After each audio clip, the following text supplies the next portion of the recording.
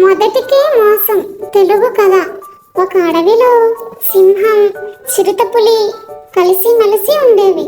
రెండింటికి వయసైపోవడంతో పెద్దగా వేటాడలేకపోయేవి. ఉన్న దాంట్లోనే ఏదోలా సరిపెట్టుకునేవి.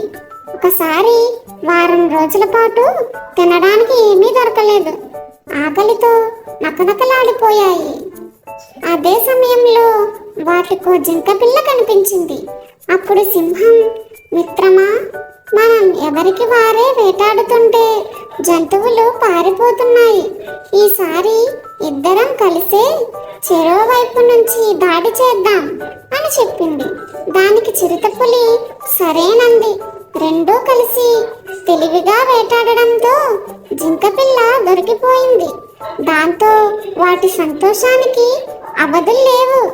అయితే సింహం మాత్రం కలిసి వేటాడాలన్న ఆలోచన మొదటి వచ్చింది నాకు. అందుకే ముందు నేనే తింటాను అంది. దానికి చిరుతకు ఎక్కడ లేని కోపం వచ్చింది.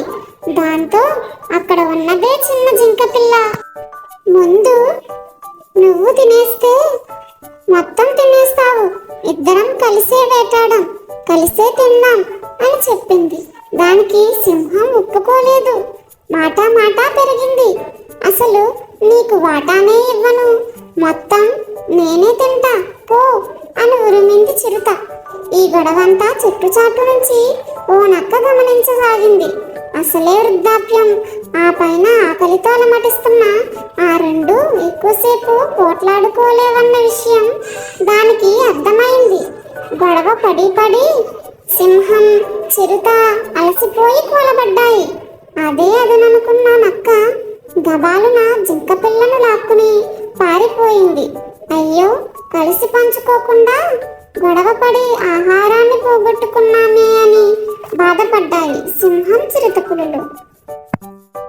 Subscribe, like. Thanks for watching.